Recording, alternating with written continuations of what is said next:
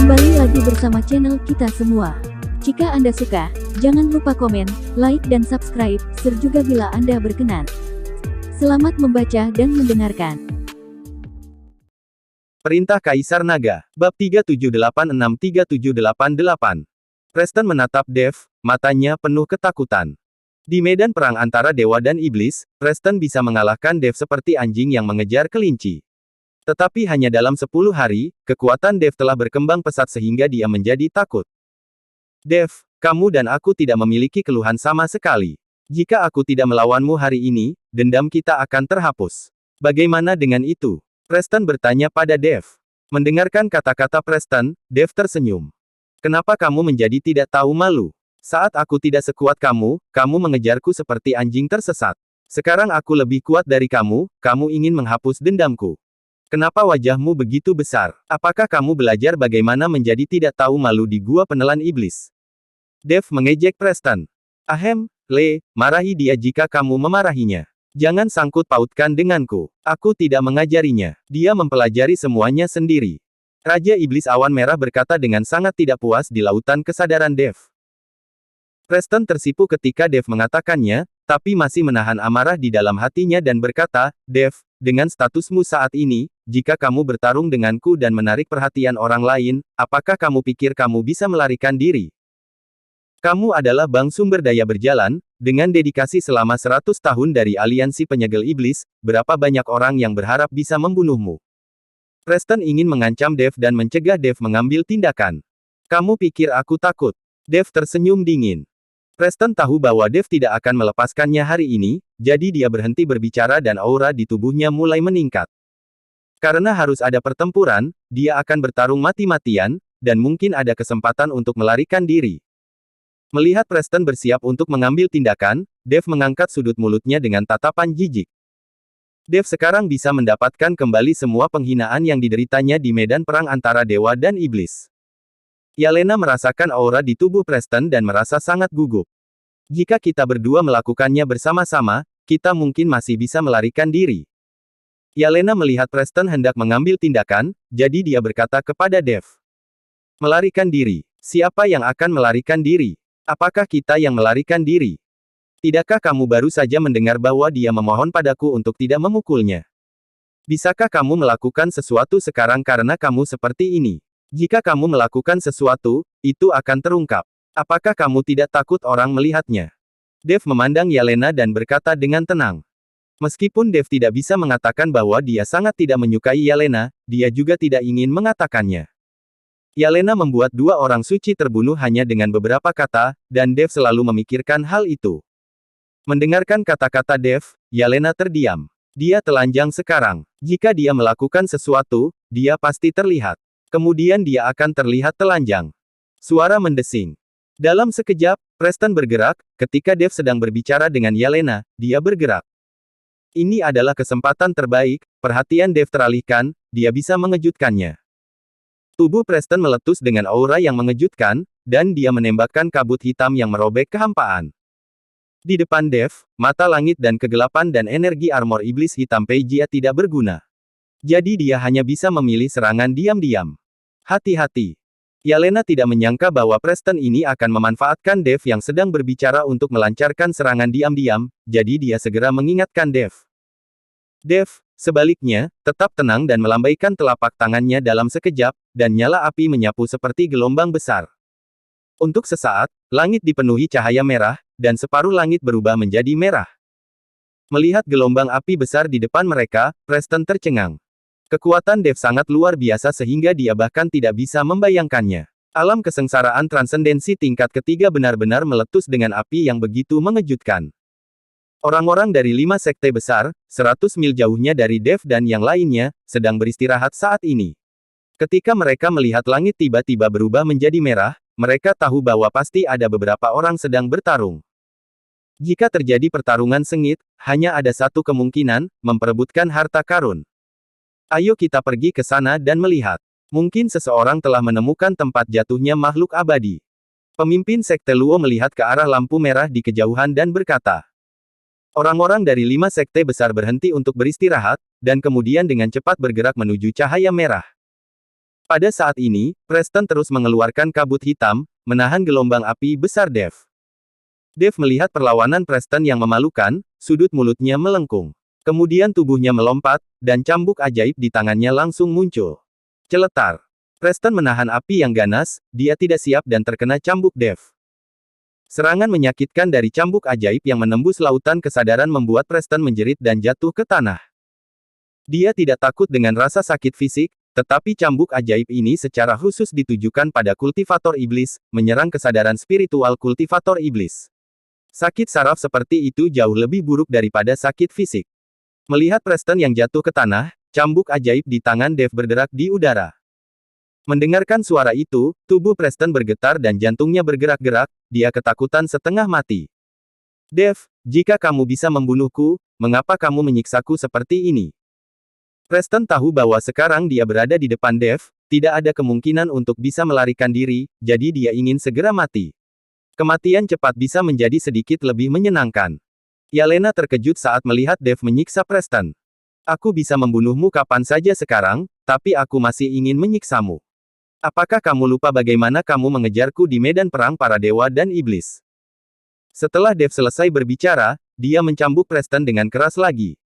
Tetapi pada saat ini, Dev melihat beberapa orang mendekat, alisnya berkerut tanpa sadar, dan kesadarannya langsung menyebar untuk menyelidiki.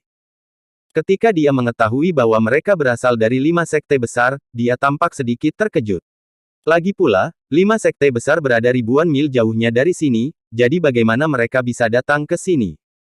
Namun, orang-orang dari 5 sekte besar datang tepat pada waktunya. Dev juga ingin menemukan Didir dan yang lainnya dari 5 sekte besar untuk membalas dendam.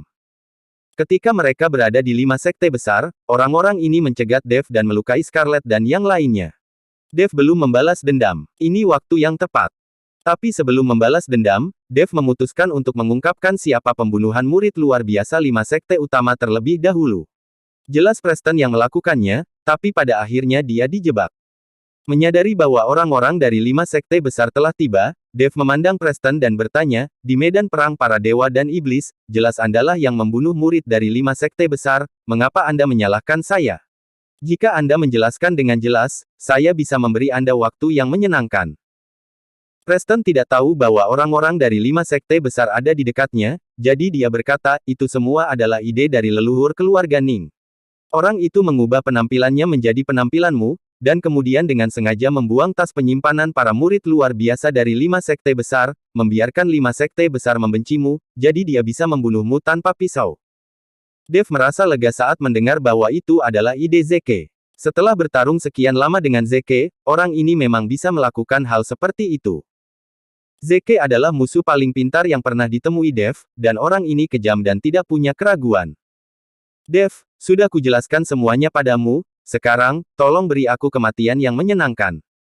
Preston berkata pada Dev. Dia tidak ingin dicambuk beberapa kali oleh cambuk ajaib.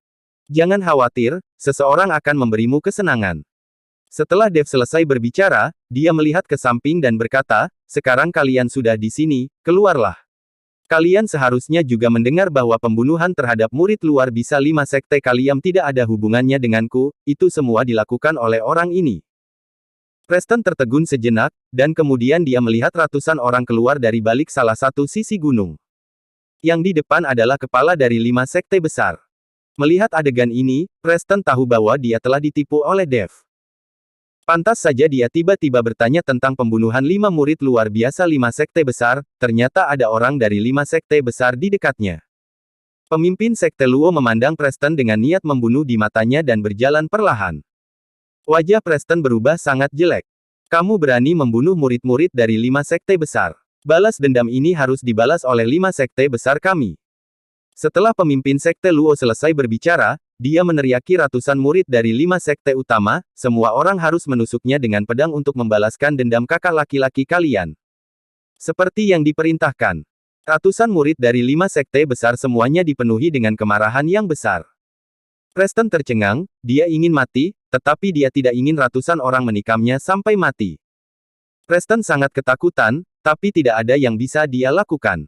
Dia tahu konsekuensi dari perlawanan akan menjadi kematian yang lebih buruk. Engah. Seorang murid dari 5 sekte besar datang dan memberikan tikaman pedang kepada Preston. Kemudian satu persatu maju ke depan, dan Preston pada akhirnya menjadi genangan daging busuk. Preston mati, tapi bukan Dave yang membunuhnya, dia ditipu sampai mati. Rekan Taois, saya benar-benar minta maaf. Saya salah paham sebelumnya. Pemimpin sekte Luo melangkah maju dan berkata kepada Dave. Dave tidak menjawab, tapi menatap Didir dan yang lainnya dengan kebencian yang mendalam di matanya. Dave berharap dia bisa membunuh orang-orang ini segera. Tapi sekarang dia bukan tandingan dari 5 sekte besar. Jika orang-orang ini bergabung, Dave masih tidak yakin. Terlebih lagi, dia datang untuk mencari batu ekstrim, jadi balas dendam hanya bisa ditunda. Namun, Dave harus membalas dendam. Jika dia menemukan peluang yang bagus, dia akan mengambil tindakan tanpa ragu-ragu. Ayo pergi. Setelah Dave selesai berbicara, dia berbalik dan pergi, diikuti oleh Yelena. Master Sekte Luo, saya khawatir nilai anak ini tidak lebih rendah dari tempat di mana makhluk abadi jatuh. Ini adalah imbalan dari aliansi penyegel iblis selama 100 tahun. Didir melangkah maju dan berbisik kepada pemimpin Sekte Luo. Kamu masih ingin menggunakan nyawanya untuk imbalan selama 100 tahun aliansi penyegel iblis dengan. Pemimpin Sekte Luo menatap Didir dengan dingin. Ketika Didir melihat ini, dia menutup mulutnya, sementara pemimpin Sekte Luo mengejar Dave. Bodoh sekali membiarkan banyak sumber daya lolos. Sepertinya kita harus mengambil tindakan terlebih dahulu. Kita bisa menangkap Dave ini dan pergi ke aliansi penyegelan iblis untuk mendapatkan imbalan hadiah. Didir berkata kepada Sekte Master Yue dan Sekte Master Yang. Ya, ayo kita ambil tindakan dulu. Bukankah Master Sekte Luo mengatakan bahwa begitu kita meninggalkan 5 sekte besar, dia tidak akan menghentikan kita menyerang Dave? Kita akan menilai situasinya nanti. Jika Master Sekte Luo benar-benar tidak peduli, kita bisa membiarkan dia hidup lebih lama. Jika dia mencegah, kita bunuh dia dulu. Pemimpin Sekte Yue berkata dengan dingin. Ya, lakukan saja. Pemimpin Sekte yang juga mengangguk. Hanya pemimpin Sekte Chen, yang tetap diam hari itu, dengan ekspresi yang sangat rumit di wajahnya. Saat ini, Dave telah membawa Yelena kembali ke gua. Lucy terkejut saat melihat Yelena seperti itu. Dia mengira Dave lah yang menggunakan kekerasan pada Yelena. Jangan melihatku seperti ini, aku tidak melakukan ini. Cepat carikan dia pakaian. Dave melihat mata aneh Lucy dan dengan cepat menjelaskan.